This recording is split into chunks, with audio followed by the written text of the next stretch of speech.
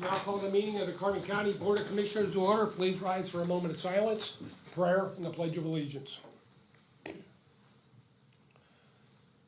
O Lord, giver of life and source of our freedom, we thank you for the many blessings you have given our community. Today, we ask that you pray and take care of our families, of those that we have lost in the many wars in trying to protect our freedom.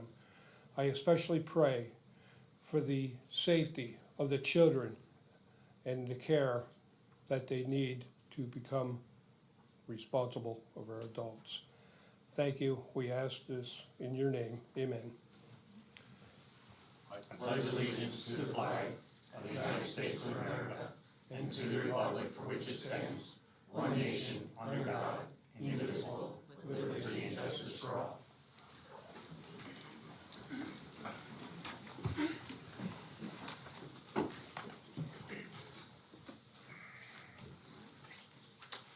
These proceedings are being recorded for the sole purpose of preparing accurate written minutes. Recordings are overwritten following approval of the minutes, eliminating all unofficial records of these proceedings. Approval of the minutes of the previous meeting held May 18th, 2023. Motion approved. Second. Mr. Arner, Yes. Mr. Lukasevich, Yes. Mr. Nosang. Yes. Are there any guests concerning county business at this time? Yes, sir. Please state your name and where you're from. Hi, I'm Brandon Fogel. I live in the Heights here in Jim Thorpe, and I'm here representing the group Save Carbon County. I'm sure you guys are at least somewhat familiar with us. We had a lot to do with the pipeline fight and the land requisition, or the thing on the last ballot. We're a local group that deals with things that we see as threats to the county, and we just wanted to keep you guys appraised of a project that we've been working on. Has to do with the land application of sewage sludge.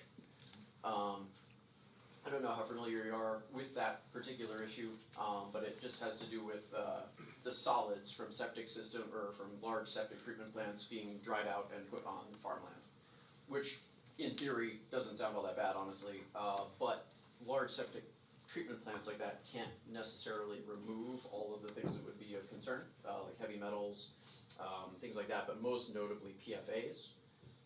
Which are becoming more and more of an issue as people are becoming aware of how threatening they are. The federal government is looking to start regulating PFAS at this point, and we're not really testing for them here. Most places that apply septic sludge wind up testing positive for PFAS, and it's been a big problem in other states with farmland getting contaminated without them realizing it because they're told that it's safe, and then all of a sudden you need to decontaminate a large swath of farmland. We felt that that was a threat here because there are several farms here that are taking sewage sludge as fertilizer. And currently, local governments are not allowed to regulate that. It's something that they absolutely can't stop. So what we've been doing is going around to local townships or municipalities and getting them to sign on a resolution. I've got a copy of it here if you guys don't have it. That we're in favor of letting local townships regulate the land application of sewage sludge through a change to the Right to Farm Act. So that's just what we're working on currently. Wanted to keep you guys updated on it because right now currently we have 16 local governments that have signed on to it. We've got a couple more that have it pending, but eventually we'll come to you guys with it as well and see whether you push it for us. If you have that with us, with you today, if you would leave a copy with us so we're Absolutely. can look at it, etc. And I would agree with you, especially with the DEP and allowing everything to come in from out of state is even more alarming than anything else. And Yes. why is it good enough for Pennsylvania and not their own home states? Exactly. If it's a great product, why are they giving it to us for free? That's right. You know, Exactly. So, Yeah, absolutely. So thank you very much for that. And yeah, we don't want to see local farmers wind up in the same situation that they have in Maine right now, where they've got a bunch of like 50 farms shut down until they can find a way to decontaminate the soil because they've been doing this. And right now, it's being done here, as though it's no problem, you know, because we just don't test for the things that are actually the problem. Yeah, and I know like years ago, you couldn't put human waste anywhere where somebody ate something. Yes, and And, it's, but I think what our issue is, like, I think is it us or is it DEP? Because I said, I researched and we all did what was going on at the Palmer and Phil site. And I don't think we ever got an answer what was in the fill, what was brought here. And I think like Commissioner Notstein said, we don't even know what's coming in here. They don't even give us the report on what's in that fill. Yeah. So, I mean, this is something that I think, I mean, it's a good idea that you're trying this, but I think we have to get to the upper levels of the legislators and everything and say, you know what, this gotta stop. Yes, we decided to start small, you know, and get Yeah. a lot of the locals on board with it, and then start taking it larger when we had all of that support. Yeah, That's the idea. And we have nice property around here and they wanna make it into a dump site. Yes, You know, exactly. when they wanna expand, they should keep the dump site where they live. Yeah, one of the main things that we're looking to address is the Right to Farm Act used to be like a really good piece of legislation that just protected farmers. But then like large corporate interests got involved with it and made it apply to things like land application to sewage sludge, industrial hog farming, things like that. That keeps local governments from regulating any of that. And honestly, our main goal with this is just to make local governments able to regulate that again. We're not proposing any specific expanding of the legislation. We're not even necessarily pushing banning of sewage sludge. We just want local governments to be able to look at it and make their own decision rather than having it forced on them. Thank you. Yeah, Thank you, Mr. Como. Any other guests concerning county business? Okay. Hearing none, we'll move on. Report of executive sessions held. There was one executive session held on Tuesday, May 23rd, 2023 for personnel reasons. Budget transfers as listed on transmittal. Motion approved. Second. Mr. Arner. Yes. Mr. Lukasevich. Yes. Mr. Notstein. Yes.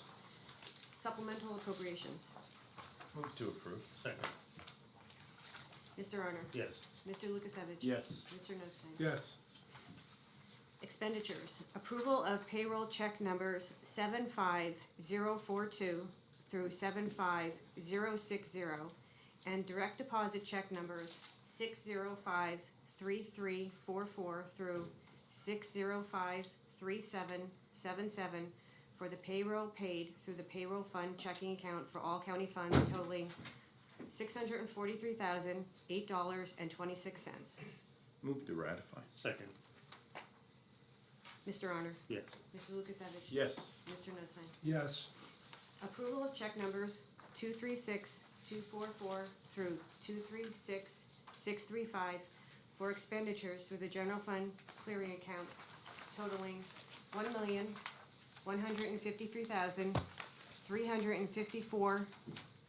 $1,153,354.65. Move to approve. Second. Mr. Honor? Yes. Mr. Lukasevich? Yes. Mr. Notstein? I'm sorry. Yes. Treasurer's report. Motion approved. Second. Mr. Honor? Yes. Mr. Lukasevich? Yes. Mr. Notstein? Yes. At this time, we'll recess the commissioners' meeting and reconvene our salary board meeting. Okay? Call the salary board, reconvene the meeting of the salary board from May 18th. Are there any guests concerning salary board business? Hearing none, we'll move on.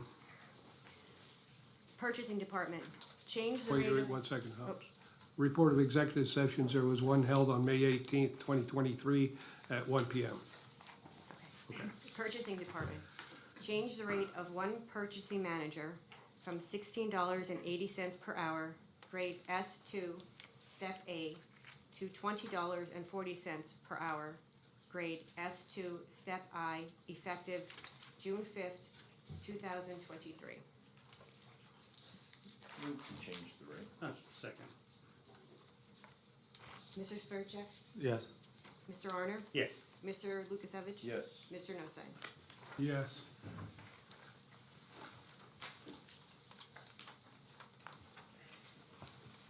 Okay.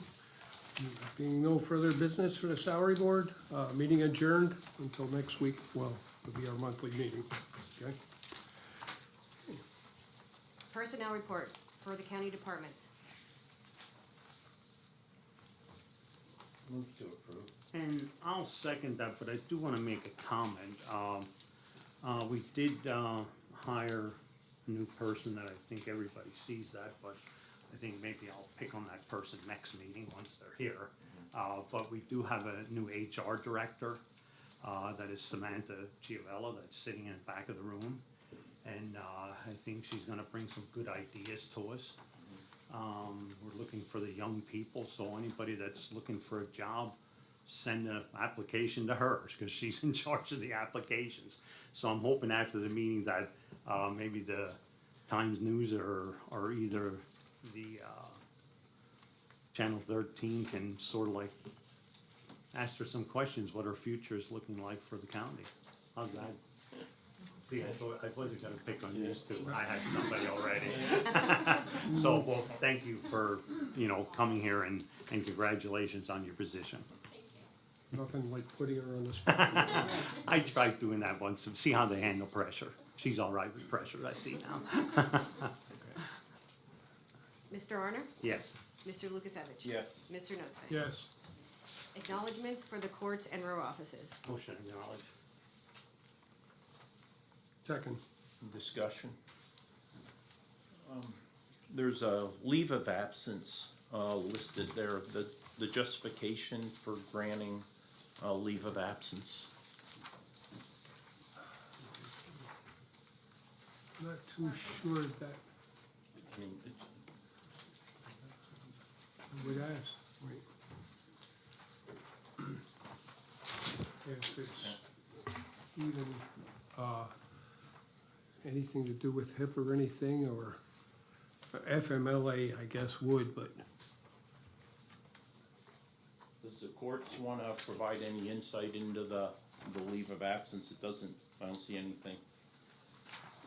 Indicate reason for leave on attached sheet. I'll be glad to address the issue if you'd like. This was discussed at the executive session that was held this past week. Unfortunately, two commissioners weren't able to attend, and therefore do not know what was discussed. Angela Salemi is a court stenographer. She was hired by the court not quite 2 years ago. She came from Luzerne County. She was the lead stenographer in Luzerne County. I believe was making in the vicinity of $90,000 a year. She came here, we were glad to get her, we were fortunate to get her. She comes out of Kingston. She's exploring another job opportunity up there. And she asked if she'd be granted a leave of absence. We reviewed the leave of absence policy for the county, and it indicates that a leave of absence can be granted for personal reasons. I discussed it at the executive session, and I was advised that that was within my authority, and I would have the right to grant a leave of absence. So I've permitted her to have a leave of absence. The only thing that's on the agenda, as I understand it, is an acknowledgement by the commissioners of the leave of absence that was granted. So it's within the court's discretion, up until that executive session, that's what the request is for. So if I understand correctly, a leave of absence is given so an individual can go test the waters of another employment opportunity? It includes that, but I think you're being short-sighted and not seeing the big picture. The big picture is, unfortunately, court stenographers are in very short supply. It's very difficult to get them. As I've indicated, we were fortunate to get Angela. I believe that if she is not granted a leave of absence, and if she does not like what she's considering up in Luzerne County, she will not return here, because past practice of this county has been, if they resign and they come back, they start from square one.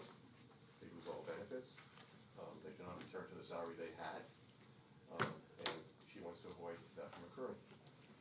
In the past, when we lost court stenographers, it has taken at times up to a year, perhaps more, to get another court stenographer. The expense of that to the county, unfortunately, is probably more than having an employee remain as a court stenographer.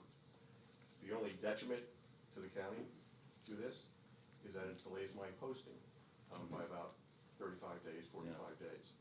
So to me, it's a good thing for the court and hopefully the commissioners to encourage a leave of absence under these circumstances. This is not a position that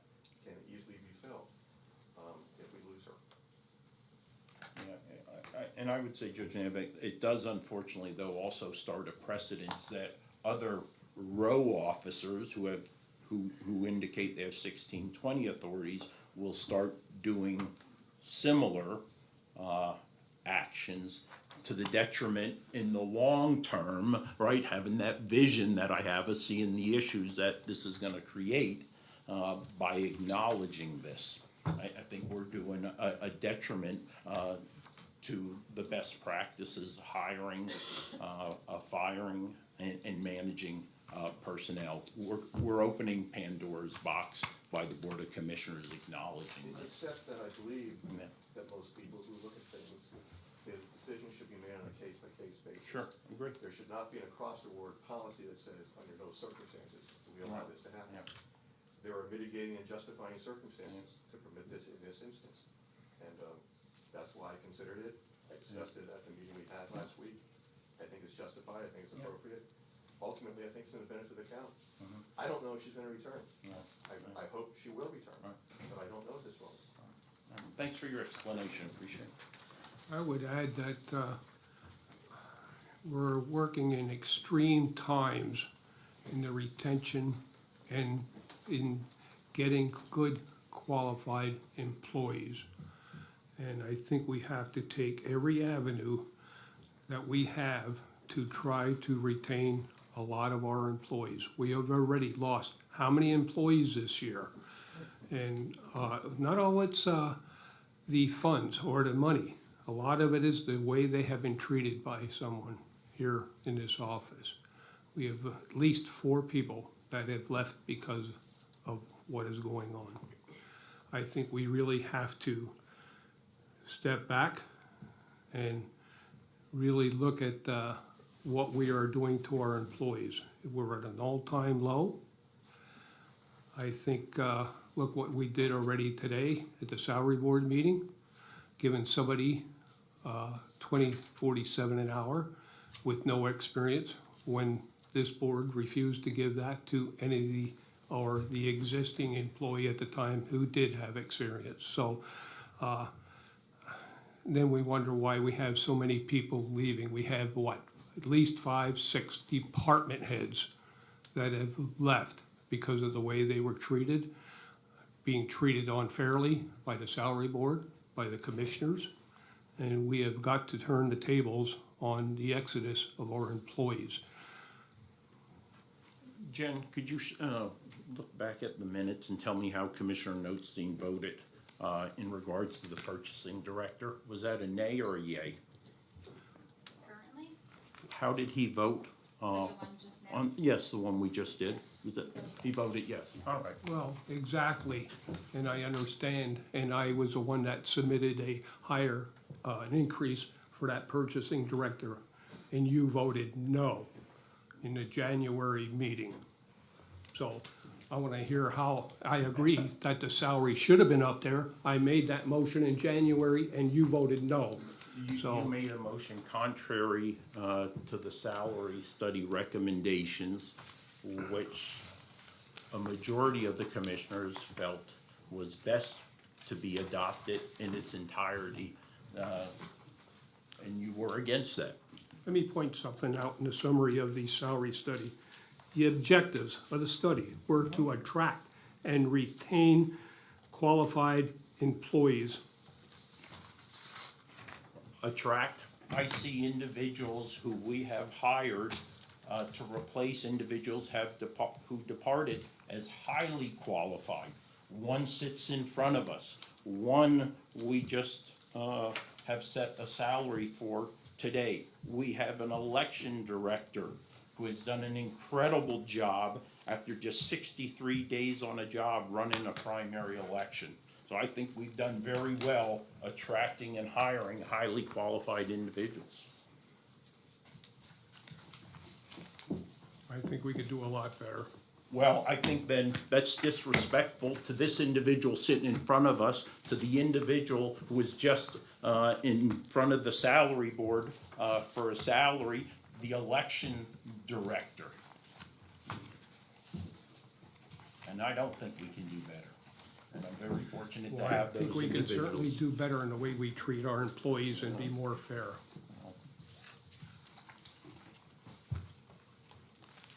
Ready? Oh, right, yeah. Mr. Arner, Yes.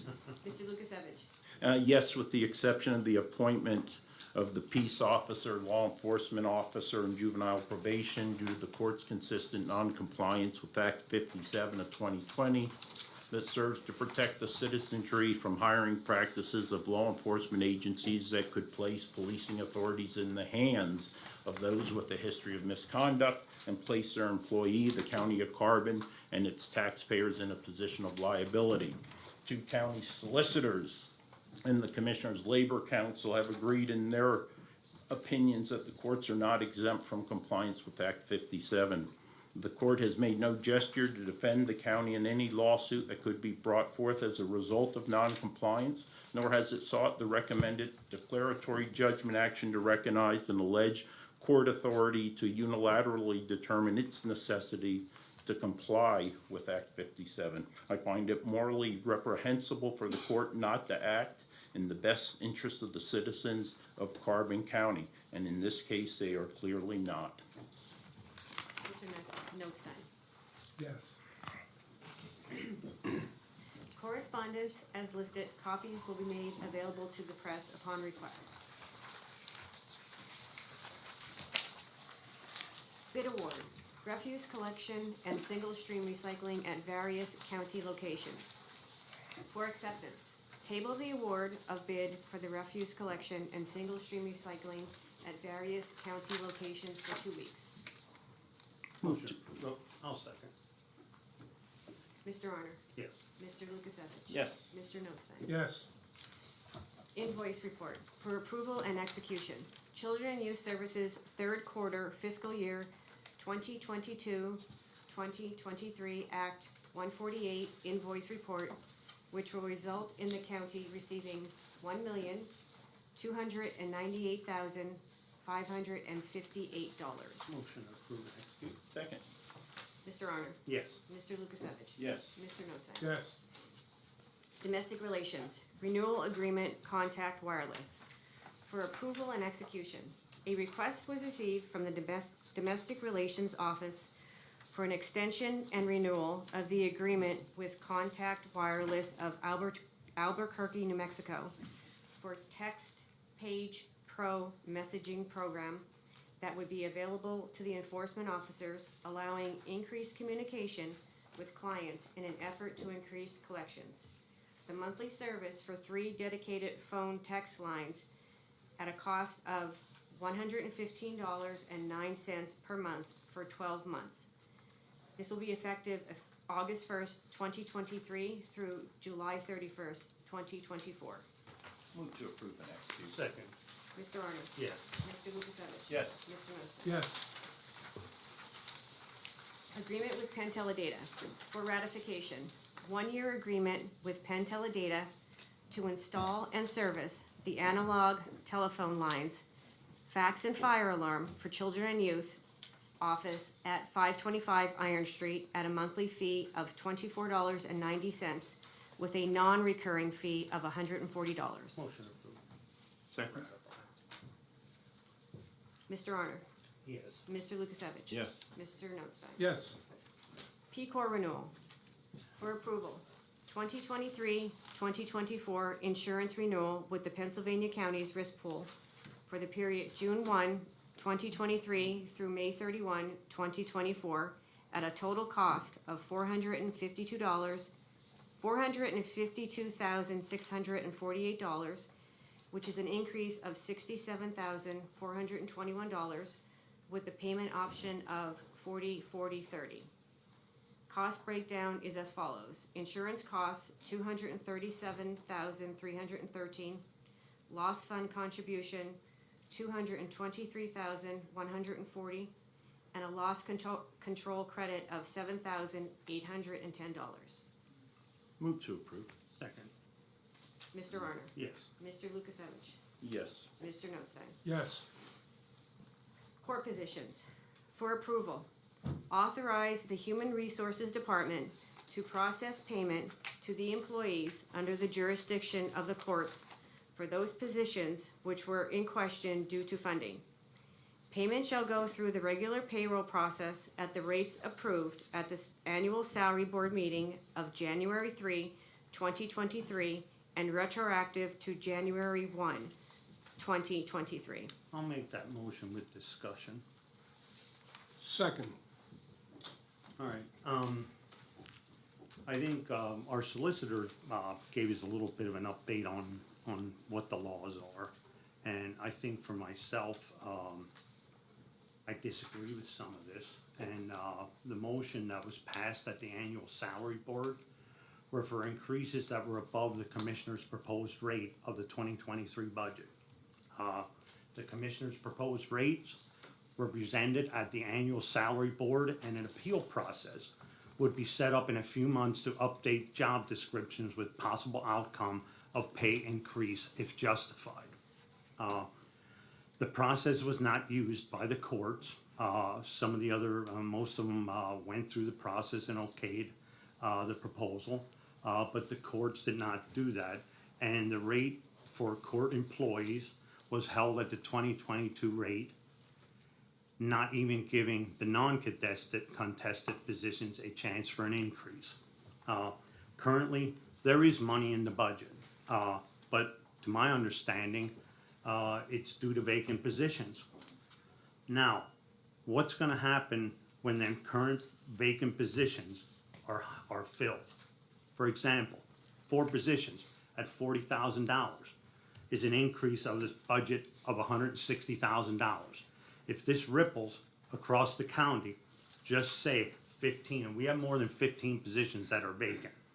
15 positions at $15 an hour, $1,820 or 1,800 hours a year, that's $409,500. That will force us into a tax increase. I know there's some people that want to do tax increases, but I don't think we have to just on an issue like this. And I've been an advocate for the salaries all this time.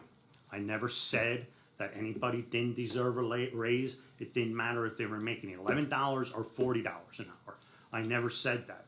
But the way that this is gonna get straightened out, this system has been in place in this county for 30, 40 years, and it's time to change. And the biggest thing that can be done to this county is redo these job descriptions and give the people the proper pay that they should. And, you know, I just look at this now, we're looking at this, everybody always comes up here and they go, oh, the inflation is so high and what are we gonna do with our employees? Well, every week, somebody puts in that they want comp time, okay? I've been against comp time since I've been here. Any place I ever worked or any of my friends ever worked, when you worked over your time, you got overtime or either the time you were compensated. Now, we're telling everybody that all of these people are so important, but we're giving them more time off. That's not giving them any more money in their budget. They're still making, if they're making $36,000, they're still making $36,000. If they would have, in fact, someone last week, I think they put in for 5 hours for 5 weeks, and we get this continuous. Wouldn't that be nice if them people had them hours paid for, that they can buy that tomato that they're looking for, or that extra steak that they need? You know, I've never seen a system like this. And I didn't want to bring this up on how people are treated, and I've always tried to treat everybody fairly. It doesn't matter where I was throughout my life. You know, we got a good person here, and now we're picking on people that we're getting new in here. You know, the IT director didn't want to call me up because I advocated for him. He's a young person, and that's what we need, our young people to step up to the plate instead of putting them in when they're 60 years old at a position like this. You know, they have to step up. And, you know, he was denied overtime when he came in. He put all these times in. But the last director that was there, probably for 18 months, got overtime. And then we're looking at it, where are we not treating our people right? We've been doing it. I see that. And I want these people to get overtime. And why is this in here? We're contesting over this money that's in the budget for people that aren't even here. That, and like I said, is this the way the budget was padded to make it look like we're doing a good job? You know, that we always have money to rely on? you know, but I just don't see it. This money that's in this budget, that to me, that's there for these vacant positions. If we got people coming in and they're working overtime, they should be paid for it. There's no other place in the world that I think that you come in and like I said, everybody that comes in here, every department, their employees are so important. They want to give them more money, but we sit here and give them more time off. So that means we don't need them. You're giving them more time off. Does that mean we don't need them? You know, now we got vacant positions, like I said, that people are coming in to cover for the vacant positions and we're not paying the people. But we sit here every week and say, boy, the inflation is really bad. But that's where we mistreat our people. And like I said, our IT director, when I went to a seminar with him, he was asked by Homeland Security to work for them. And he gave that job up. I mean, that was a couple months ago. He gave that job to come here, and he was here for 1 month. And we denied him overtime. We are abusing our people. We got to start helping the people out a little bit better and pay them for the time that they're here. But I mean, and like I said, this thing with this salary motion, you can stand on that all they want. But what is going to be the projected thing for when this money is given to the other employees? What are we going to run into next year's budget? I don't know. Like I said, I'm projecting here. I look at $409,000 already, just for that. So where are we going here? And I don't know. Is it back? Should we get rid of some of these positions? And that would help. And you know what? In our office here alone, now we had a process. One of our employees retired, so they moved up, and the next one moved up, and it kept going like that. Within our budget here, I think I have it on. I think it was like $89,000 or $8,900 we saved in our budget. Colleen retired, Lisa moved up. I think we've saved $8,900 on 3 people. That isn't our money, it's the taxpayers' money. And that goes back into the pot for next year to give raises. Like everybody comes in here and they think everything is their money. It's not. It's the local taxpayer that's paying for it. And I think when we do this stuff, we're abusing it. We're abusing it just by this one little thing where we're not paying these people on just comp time alone. How many people come in here, like I said, that could buy that tomato? Or maybe if they're gonna get $50 extra a week, that they can pay for their gas to get to work. We're not even giving them compensation to get here. And it's plain simple, that's it. So I think everybody can come in and argue over this motion, but this is not right. That's my stance on it. And you can sit here, Wayne, and talk about it for 100 years. This has been going on for 20 years, and now I'm the bad guy that wants to get people wages. So you just keep on your campaign and do what you gotta do. I would agree 100% on the comp time, except for a few hours we get carried away, and eventually those people have to take off. But I remind you, you keep saying about the budget, and what was in the budget were the funds for the purchasing director in there for that 2057, and I agree that person needs it, as most the IT people, I agree 100%. And that IT person didn't only leave because of the money, they were treated the way they were attacked at a meeting. So, Well, I can guarantee you, I never attacked anybody. Maybe no, I you didn't did, say it but I was didn't. you, I didn't say I it don't was you. attack anybody, Yeah, and you know, no. that person, if they would've hung around, they came to other people. I was the one that was working on the salaries, and they came to somebody else, and if they would've listened to me, in fact, even like the election director might have been here too, but they went to somebody else besides me. And you're saying that we could have probably straightened it out come January 1. And that was my suggestion. That was when we were having all these meetings about these salaries. Nothing ever happened from October, November, and December. Okay, so I So- would, well, to begin with, those people leaving, yeah, I would have liked to see them stay as well. But to turn around and pay other new people is a lot more money. Was that money put in the budget for that higher increase in purchasing? And I go back to it again. I don't know if anybody knows how the salary works. You get money through attrition. And when people do retire, we want the people to have a good life to retire. And like I said, just in our department alone, we saved $8,900. That this money is, that person, whatever this person in the next department is moving up or getting, that we can use that money. But like I said, everybody thinks that's their money in that department. I don't look at it. I think these girls here got a decent raise. They moved up, and it's the first day of their job, and we had confidence in them. I mean, when Lisa moved up, if we didn't have confidence in her, I mean, I worked with her every day. You know, if somebody would have came in here and said, well, we want somebody else besides Lisa, they would have had a battle with me because I work with her every day. I see her, and that's how you treat people. You don't treat new people and then abuse them. But if you go back to the budget, Mr. Arner, Yeah. you know, look at what we increased again today. Just our insurance costs for this one item, $67,421.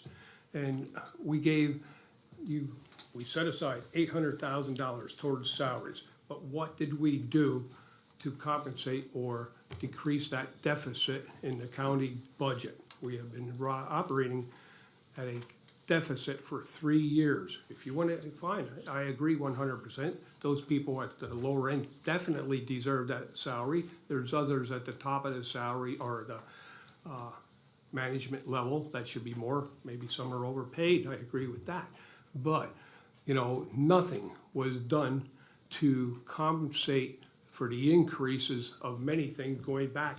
How many things have gone up over the years, but yet nothing was done to decrease the deficit of this county. Well, this motion is an attempt to rob Peter what the funds for these vacancies to pay Paul, right? Without any concern for the impact on Peter, which in the future, and Commissioner Arner clearly stated, is the county taxpayer, right? And it's also our authority of the Board of Commissioners to set a budget and for taxation. And again, we saw this play out earlier, or mid last year, August, September timeframe, in motions that were made. Nothing prohibits the courts from coming back in here next week and saying, I want to hire and fill those 4 vacancies. Nothing prohibits them from doing that.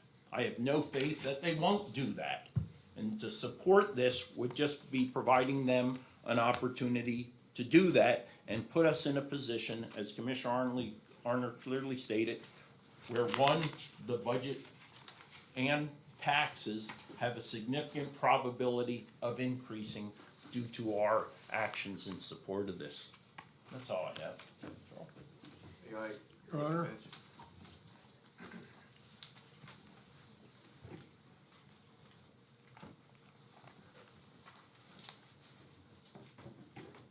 There are a lot of issues and questions concerning the budget, concerning what the county has done by the salary study, concerning how the county has decided to implement that salary study.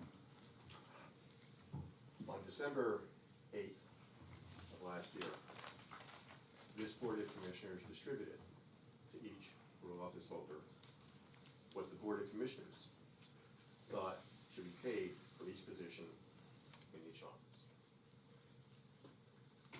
That may be a suggestion, but the Board of Commissioners does not have the legal authority to establish the number or the rate of salaries for any position. But that's apparently what the Board of Commissioners wanted to do in that release.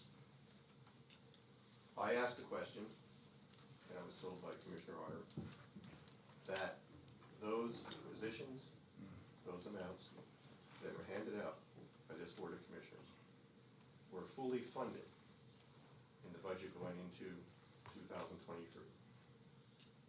I met with your financial consultant perhaps a month and a half ago, and he confirmed that those positions were fully funded. Not just that they were budgeted, but the monies were appropriated within that budget to pay those salaries for those positions 100%. And that was a change of what the commissioners had done apparently in past years, where they would fund at the earlier year's rate, whereas this year they were going to fund at the 2023 rate as you guys estimated salary should be set. So we come to a salary board meeting, annual salary board meeting on January 3rd. And myself, in differentiation from the other department heads, made motions one by one as to what I thought the positions for my staff should be set at. Ultimately, there were 22 positions that were different than what the commissioners had handed out on their December 8th handout. And those positions were voted on by the salary board and approved by a 3-2 vote. That's what the salary board set those salaries at. That's the way salaries are set in this county under the county code. 2 commissioners on this board said, we're not gonna fund it. In essence, we really don't care what the salary board set these salaries at. We're not gonna fund it. Okay? Commissioner Lucas Everett says, there's a case by the appellate court by the name of Cadu. And Cadu says, the commissioners fund, the salary board sets. I don't disagree with that law. But Cadu dealt with a different circumstance. Cadu dealt with a situation where it came out of Monroe County, where the salary board and the office holders were requesting and directing the county commissioners to take funds from some other area of the budget. Not from salaries, from some other area. I don't recall what the other area was. And the appellate court said, the salary board is an administrative board. It is not a legislative authority. It does not have the authority or the ability to require the county commissioners to take from somewhere else in the budget and place it where the salary board thinks it should be. That's not what we're asking for here. This board not only passed the budget, they appropriated the funds to fully fund the budgets of the salaries we're talking about. We're not asking you to take anything from anywhere else, other than we're saying you should apply the funds that you budgeted and appropriated for salary purposes to salaries. Now, I've met in addition with Mr. Weiss, who has confirmed, I believe, again at the meeting last week, that 2 commissioners were unable to attend, that due to the vacancies in the positions, due to people who have left, who are at higher paid salaries, and left, in part, unfortunately, because county commissioners would not recognize their value and give them some additional compensation, there have been savings in the budget. My court administrator has computed those savings at close to $105,000 for salaries alone. I'm not sure what Mr. Weiss said the savings were, but the cost of what we're talking about, I'm not talking about hundreds of thousands of dollars like Commissioner Arter seems to be throwing around. The cost for these 22 positions, to pay them at the rate that the salary board approved, is $25,514.60. That's, on average, slightly more than $1,000 a position. A number of these positions, under what the commissioners handed out on December 8th, were getting nothing. Not a single cent for an increase in 2023. Some of these people have sat in office and been in those offices for 20, 25, 30 years. And this board said the fair thing to do in light of inflation at 9% is to give these people nothing. Is that the right thing to do? I don't think it is. Apparently 2 commissioners think it is. So, we know the salary board has approved it. We know the monies are already in the budget to pay salaries. And again, the excess savings already is far in excess of the $25,000. My current understanding of the law is that once it's been budgeted, once it's been appropriated, the court has the right to require that it be used for those salary purposes. I've discussed the issue with your solicitor. I believe, and he'll have to speak for himself, that he agrees with that. I know that Commissioner Arnstead, we've spoken with your solicitor. I don't know what advice he gave you, that's between you and him. But I believe not only the funds are there, the law says it should be used for these purposes. It's not gonna cost the county 1 cent. Even if we would fill these other positions that were vacant today, which is not gonna happen, because we don't even have the people who are willing to apply for them, given the salaries that are set. Even if we do it, people who are filled today are not gonna be given retroactive pay for time they weren't even here. Those savings are there for the year. They cannot be lost. They cannot be dissipated. They are there. So, if the money is there, if the law says it should be used for these purposes, I guess if this motion is voted down, we have 2 commissioners or perhaps more, we're gonna say, we don't care what the law says. We don't care what our attorney advises us. We're gonna vote against it. Now, is that the right thing to do? I think disrespect for the law and disrespect for what the law requires says a lot about the people who wants to vote against that. So all I'm asking is that you do the right thing. You follow the law. You pay people some fair compensation that was approved by the salary board.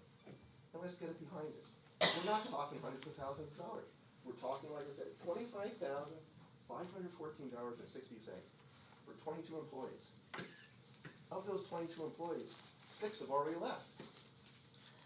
Why? Look at the salaries you set, and maybe they'll tell you what's going on.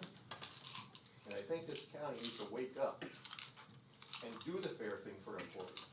Commissioner Arner said, we want to respect our employees, we want to do the right thing. Let's do the right thing for 22 employees who you've neglected. Let's do the right thing. Thank you. Okay, and I'll respond to that too. I think what this salary study was, and I don't think I asked for it, I mean, I sort of did my own salary study, but when I look at this, the way that the money is distributed, you know, I think it was to not have disparity between the lowest salaries and the upper salary. And I look on this here, this person here is gonna get $3.36 under this proposal. And then I look further down the line, this person gets 38 cents. So where is this being fair to any of your employees that are in the courts? When I see this, when I see people that all the way through the salary scale, even if they're, in fact, I think even one of yours in the courts, the proposal that we gave or what we sat down with, I think the one position that you had asked for $18.99 for that one where we had a little discussion for a couple weeks. That one actually got 22 cents more. I think the IT person in the office was, did that person go from 1542 of an increase of $2? So you can't say that we're not looking out for people, but again, I go back to it. And the thing was, people aren't getting paid or being paid fairly. And right here, I look at it again. The top person is getting $3.36, and the ones down at the bottom are getting 38 cents. So who's being fair or not fair? You know, if you want to distribute money, then distribute it money evenly, because the secretary down at the bottom works just as hard as the administrator at the top. You know, and that's my point. And we have, like I said, we have 400 employees to take care of. And and that was the process that this was gonna be. Now, this process, if it's not accepted, and I said, I didn't ask for this. Now, all of a sudden, now, is our appeal process, is anybody gonna appeal anything? Or is there anything in the works for any of these positions to be appealed? I mean, I'm looking at this, I know the courts had asked for an extension, and we denied it, but what's gonna happen? And we're not denying anybody coming back and appeal, even if it was after these, you know, after this. You come back and you have justification. But I said again, I look at it, the main objective that we were looking at was to have a fair wage throughout the whole salary scale, and it's the same thing, it's the same exact thing that was done for 30 years. And, you know, and I'm not breaking the law by being fair to people. If somebody would come in here and say, okay, everybody here is getting the same raise, or whatever's going on, then that could be a discussion. But I still see $3.36 at the top, and I see 38 cents at the bottom. That's my point. I guess we can selectively choose to apply this law but not Act 57, Judge. I'm sorry. I find that hypocritical for Do you. you want me to respond to that? Because I wasn't No, given a chance because I'm just before. saying, you've had your opportunity. Not to respond to that, Attorney Commissioner, That's because it you've is done this in time and Act time 57. again, I sir. mean- So the Commissioner's done this time and time again. He brings something about Act 57. Sure. When the court is not given an opportunity to respond. And that seems to be his modus operandi. And I've said, if he wants me to respond to Act 57, because I didn't discuss, I was trying to keep concentrated on the issue that was before you. Now he wants to bring it up again. If you want me to respond, I'll respond. I said this repeatedly in public, and Commissioner Lukasevich doesn't want to hear it and doesn't want to acknowledge it. I don't acknowledge it because I disagree with your belief That that you has don't have to nothing- comply, Judge Has Nanovic. nothing to do with this decision or this vote here. And I agree with that, but Commissioner Lukasevich wants to bring it up. He wants to raise red herrings. It's improper, it's unfair, it's disrespectful. No, it's not a red herring. You said we should apply the law and we should adhere to the law. It is a law. You were referencing a law. I don't see it as a red herring. It's analogous. It's similar. It's the same. Ms. O'Donnell, I am ready for the vote whenever they are. I'm Ready- ready to go I'm ready ahead for the and vote. No do the further vote. discussion? No further Okay. discussion. Mr. Arner, No. Mr. Lukasevich? No. Mr. Notstein? Yes. CDBG Amendment Reimbursement Agreement.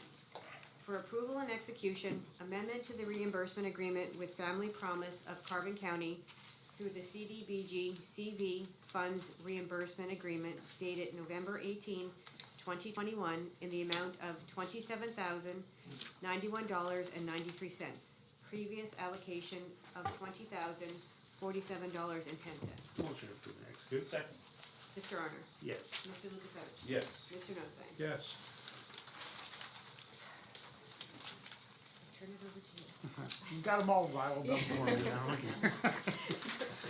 now. Under the Agency on Aging, seeking a motion for approval and execution of an agreement between Carbon County Area Agency on Aging and the Advocacy Alliance at a rate of $75 per hour from May 1st, 2023 to April 30th, 2024. Move to approve and execute. Second. Mr. Arner? Yes. Mr. Lukasevich? Yes. Mr. Notstein? Yes. Also for aging, seeking a motion for approval and execution of an agreement between Carbon County Area Agency on Aging and Behavioral Health Associates to provide career employment to BHA students at the Jim Thorpe Penn Kidder Senior Center and to the Panther Valley Senior Center. The agreement will be for the 2023-2024 school year, beginning August 2023 and ending August 2024 at no cost to the county. Motion approved and executed. Second. Mr. Arner? Yes. Mr. Lukasevich? Yes. Mr. Notstein? Yes. For the 525 Iron Street project, seeking a motion for approval and execution of change orders number 1 and 2 to the contract with Master Mechanical Corporation of McAdoo, Pennsylvania. Change order number 1 is a credit allowance for boiler repair and demolition of the unit heater in the amount of $1,754.61. Change order number 2 is a credit allowance for additional demo required at the wood ceiling areas in the amount of $2,334.46. The contract remains the same at $521,480.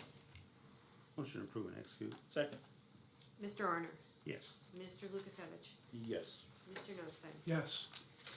Under elections, seeking a motion to authorize the solicitor, me, to proceed with providing a 30-day written notice to terminate the consulting agreement with Lisa Dart of Jim Thorpe, Pennsylvania, which was to provide training and assistance to the Carbon County Elections Voter Registration Office on an as-needed basis. And this was the agreement that was approved March 2nd, 2023 at agenda item number 23-100. Move to approve. Second. So discussion. I disagree with this motion, and the reason I do is that we just made it through the primary election. We didn't have any major problems. Things went pretty smooth, and it was with the assistance of Lisa Dart with the contract and as a consultant.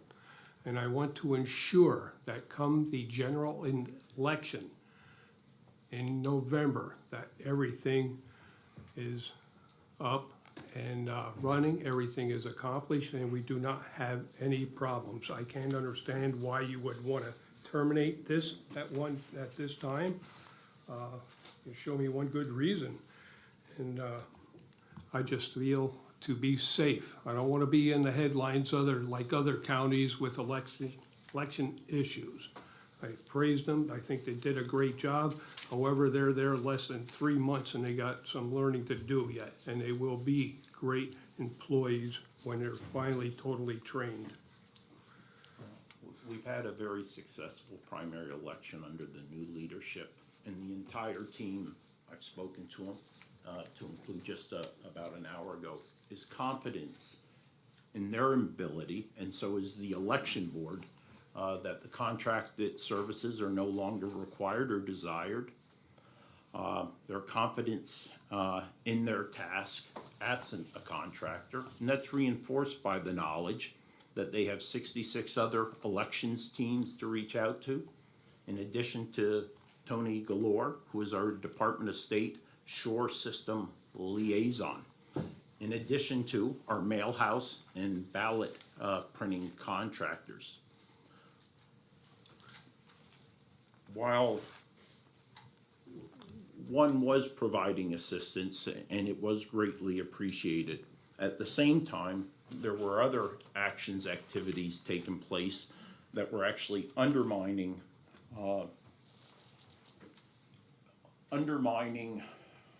in the eyes of the public, the new team's ability to carry out the election process. And I prefer not to go into those in public, but if you want me to start by showing, I'm more than happy to go over to that computer and bring up one specific instance and open that can of worm. And then I'll go down to the more serious issues and concerns. This is nothing that you haven't done to me in the past, was undermining and going on the agenda or having something put on the agenda without my knowledge, telling others to put it on. So I don't want to hear that. This is not the military. I have the floor right now. I do have the floor. Go ahead. This is not the military, okay? And the way you come across to people, you intimidate. And a lot of the people in the boards and authorities, I think and the employees are afraid to say anything because of what you might say to them. We have lost people on boards, we have lost employees because of you and the way they were treated specifically. The way you attack people at public meetings is a problem. And you have done nothing but to ruin your own reputation as a commissioner. So Tuesday, during our update, I remember the 3 commissioners were present. I remember the solicitor was present. I remember the chief clerk, who's not here today, was present. And we spent about 5 to 6 minutes talking about this motion. So this motion was agreed upon during that It was not gonna meeting. be agreed upon to. It was agreed upon to be put on this agenda. Agreed. So do you not recall that 5 to 6 minute conversation? I do. Well, you just said a minute ago you didn't. Well, yeah, but I agreed to have it on, and I wanted to bring this subject to a head. So To let again- you know what is happening to these boards and authorities. They are advisory boards. They are advisory boards like the animal shelter, the planning and development, and the many other boards and authorities that we have. They are advisory. And you appear, and from what I'm being told, are micromanaging or persuading boards or authorities to do certain things. Well, we expect our contractors to conduct themselves in a professional manner and within the limits of their contractors. Contractors have no authority to direct, make decisions, or liaise with authorities, yet that has occurred. public comments have been made that serve to discredit the election team. The chain of authority in the office has been circumvented, undermining the authority of that team. So I think it is due time that the contract, given that we went through a highly successful, near complete, fully election cycle. We have an action today and 5 days from now that'll take place. We're grateful for the contract for her service, but the election board, the election team here in Carbon County is confident in our ability to no longer burden the county taxpayer with $100 an hour contractor. And that person has to be called when really needed, and that's why I think we should make that person available when needed. Well, we have 66 pro bono people who they can reach out to include then 67 if we talk to our Department of State liaison with the shore system. And maybe what I'll do, maybe I'll change the tone a little bit here. I mean, Lisa has done her elections in the past and she did a tremendous job. And I think where we got her to come in is to help out. And this was one of the departments that I thought, and everybody should agree with me on this, this is the department that changed, flipped 200% in another direction. The elections have changed, and I appreciate what she did. I mean, she was a loss, I think, to the county. And we tried to work things out and it just didn't work out. But our new directors, they did a good job, you know, the assistant, and I can't, like Jane does a tremendous job, you know, in that office. And the way that the elections have changed, we have to send the department to seminars, just like we do everybody else, and reach out to other departments and even to the state on what's going on. And we can't rely on a service all the time. We put these people in position to do the job. We have the confidence in them, and like I said, I'm not denying that Lisa has not done a tremendous job and helped us through the primary election. That's not it, but I think it's time that we start standing on our own feet for the people that we just hired. Any further discussion? Mr. Arner? Yes. Mr. Lukasevich? Yes. Mr. Notstein? No. Okay, for Mock Chunk Lake Park, seeking a motion for approval and execution of a special activities agreement from the Lenape Nation of Pennsylvania for their Native American Festival, Mock Chunk Powwow. That's September 9 and 10 of 2023, pending receipt of a valid insurance certificate. Motion approved and execute. Second. Mr. Arner? Yes. Mr. Lukasevich? Yes. Mr. Notstein? Yes. Also for the park, seeking a motion for approval and execution of a special activities agreement from St. John's Lutheran Church for their Switchback Scamper on October 22nd, 2023, pending receipt of a valid insurance certificate. Move to approve and execute. Second. Mr. Arner? Yes. Mr. Lukasevich? Yes. Mr. Notstein? Yes. County property, as authorized by resolution number 23-016, a posting was completed to sell the 2007 Ford 500 sedan valued at less than $2,000. No proposals were received by the deadline of 4:30 p.m. on May 22nd, 2023. So I am calling for a motion to dispose of the 2007 Ford 500 sedan as salvage. Motion approved. Second. Mr. Arner? Yes. Mr. Lukasevich? Yes. Yes. Mr. Notstein? Yes. I would need a motion to amend the agenda that was publicly advertised. I'll make that motion. Second. Mr. Arner? Yes. Mr. Lukasevich? Yes. Mr. Notstein? Yes.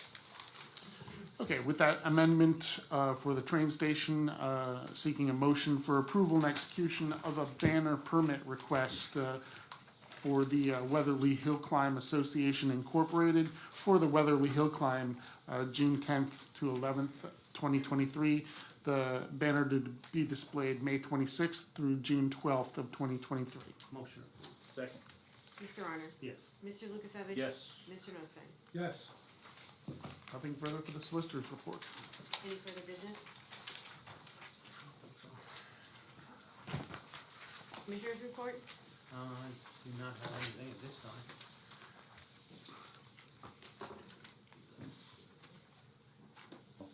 Okay. The water quality was tested at Mock Chunk Lake Park this week. Water quality is excellent. There will be a minimum of 3 lifeguards on duty Memorial Day weekend. That's all I have. Yeah, first of all, I want to thank the Borough of Weisport and in particular Jake Keith Boyer for hosting the Armed Forces Parade this past Saturday in Weisport there. I want to thank all the organizers and people that participated and the residents that came out. Being a small community, of course, it's a small parade and turnout could certainly have been better, but I want to thank them for their efforts on Armed Forces Day and recognizing our military personnel. Tomorrow morning, 9 a.m., the county will be having their program, memorial program in Josiah White Park, 9 a.m. Hopefully we don't run into too many bells and whistles with the train and the clock tower. And you know, Memorial Day weekend is really a time to reflect on all our losses, all the lives that were lost, the families that were affected, mothers, the fathers, brothers, the sisters, the wives, and especially the children. And I'm sorry I didn't do a good enough job on the prayer this morning. I forgot to grab it. And, you know, those are the ones that suffer the most. I lost an uncle in World War II in Normandy, you know. I've never had the pleasure of meeting. It was before I was born. But we don't forget. We can't forget. And we must make sure, ensure that our future generations know what Memorial Day is really about and the sacrifices that our personnel and the families gave by giving their life in foreign wars. We pray that their families will, you know, survive and strive the best they can in the future. And I pray for those kids that they have a bright future and someone to mentor them as they grow up. That's all I have. Meeting adjourned. Yeah, and I just wanna put this out there, and I don't wanna do an executive order over Wayne and Chris, but I think it's very important, and I said, I mean, everybody has a connection to what it is, and it's like, I had an uncle that never made it home. I mean, he's buried in a foreign country, and there's a lot of them here that gave their lives up, and I'm just going out to all departments, if you come out to see the program, we will not fire you. I mean, you have to like the post, No there has to comp be somebody there, but, time. no, but I don't think we're gonna fire you for coming out for a program that you know, that honors the people that got us to where we are. I mean, we're safe and free because of them. So now look at this, everybody's gonna close the office up and come out, correct? Okay, All right. now done, done. Meeting adjourned. Okay, Amy, I think it's your turn. Good morning. Morning. That was a long one today. Where does it stand with the repairs on the water leaks for this building as well as the 44? What was that? Okay, go ahead. You talking about fixing the building here? Fixing the building Okay. and the water leaks, yeah. The proposal was sent to P-Corps, that is in our insurance group. And there was, when I think I reported on that, it was like $238,000 to do it. And we didn't really sit down and discuss with all the departments yet, and I did talk to them yesterday. But in the proposal, the insurance company is sort of like bucking a little bit because there was off time that they're working. And so I want to talk to them again. I don't think there's any way that we can work on this building while, you know, the people are in the building. So I think what we're gonna have to do is go to that nighttime work and, you know, weekends or whatever's going on. And if there's some way, and I said, we talked about it before, if there's something that they would have to work a Friday, Saturday, Sunday in here, now that is incorporated into that $238,000. Now, the insurance company, like I said, is sort of bucking that a little bit, but I'm gonna, when I call them up, they're sending it to them. So I wanna have a discussion, and I don't see no way, cause I know we discussed it, that we were gonna move people. There's no way we're gonna be able to move people to the courthouse, not with the renovations coming up there, and even in here, how would you move people around? I think we're gonna have to go with whatever that is, maybe, I'd say 75% of it would have to be done after hours or weekends. I mean, there's some stuff that's patching, but I'm just gonna have to stress to P-Corps that, you know, and I think Mark will agree with it. How would you work in there with ceiling tile when your people are in there? There's no way that this can be possible. And if that's what their proposal was, in fact, the contractor, that's what he said. He says, we can't work in there during the day on certain things. And I agree with him. So I think it's something that the commissioners and P-Corps have to work out. And hopefully, now they're supposed to, on Tuesday, they're supposed to have the proposal at P-Corps. So probably Tuesday at 9:15, I will call them and see what, you know, we have to have a discussion with it. And I just don't see any other way of doing it. With regards to the children and youth move, is that still on, for June fifth there, around that time? Hopefully before. Yeah, there Hopefully might, before. there might be a change. I mean, we wanna get them in there as soon as possible, and, it's close. I think tomorrow, we'll be receiving the occupancy permit. And sort of what, like with the holiday, we wanted to get it together that they could maybe move personal things out of there, and maybe even come in on the weekend, but with the holiday, you know, we don't wanna, you know, and go on the people's holiday for the weekend. So I would say, the trucks will be loaded, and they would be moved in one day. There's not gonna be a long process of this. The other update, just on buildings, while we're talking about that roofing project is about complete. Unfortunately, we did plan on replacing the air conditioning units, you know, in the project, and fortunately it died this past week. They put a Band-Aid on it, and hopefully, we're gonna have the ducts cleaned because of, we have to do certain things before they install the new units, but it's a good thing we had that in our plans while we're doing the roof. You don't wanna tear up a new roof, putting these things in, so fortunately, we moved ahead with that for once, and, you know, we finally made the right decision. So, on behalf of all three of us. Yeah, so, you know, sometimes you just gotta bite the bullet and do what you can, so. And the guy that came in this morning that repaired it, he said the Band-Aid should last 3 weeks. Right. So we're hoping it doesn't, hopefully it'll run till we see the crane outside putting the new one on. Okay. Well, let's go back to the salary stuff. I know at the annual meeting, you guys had the proposed one, most of all the row offices except the courts had the proposed that you guys did, had that accepted and then made alterations. The courts did not, but why didn't you guys ever go back and take the ones that you had, the sample that you gave the courts and bring it up to 2023 instead of keeping them at 2022?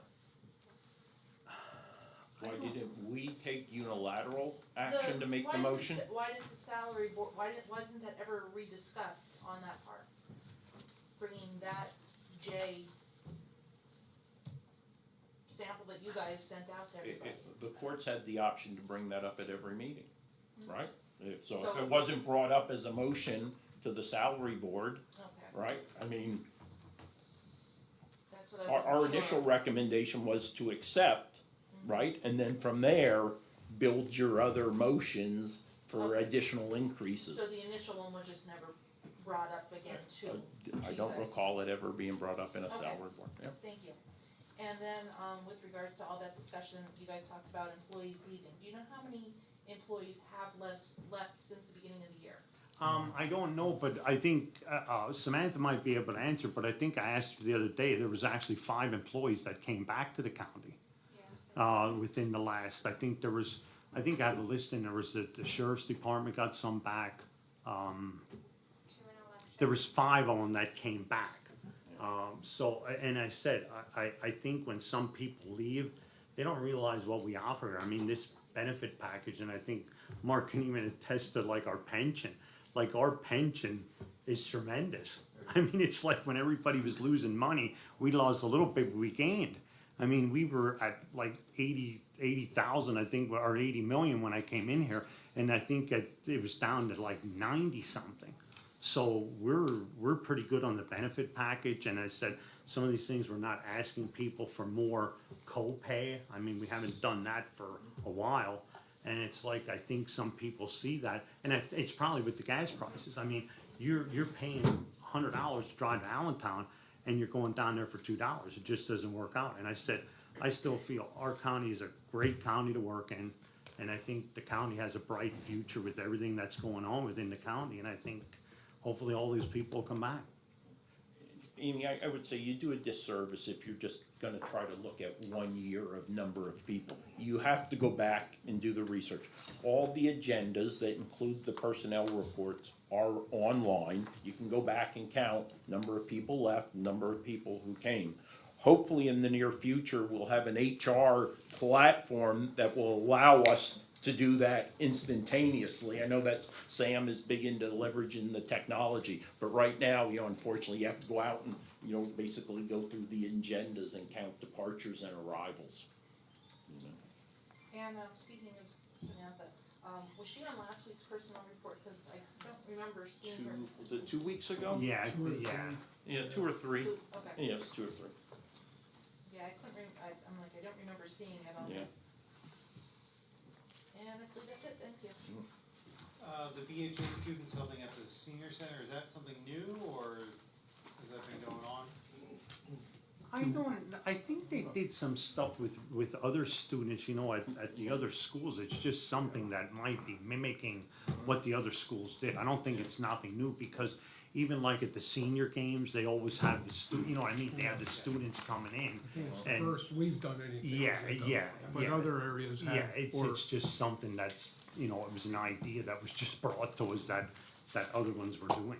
Do you know what they would be doing at all, or? I don't know, you'd have to ask the Okay. directors, yeah, I mean, they do their regular, they have darts and pool, and I don't know, maybe the kids know how to do cornhole, and that's what they wanted for lessons, I don't know. Okay. That's it? Yeah. Okay.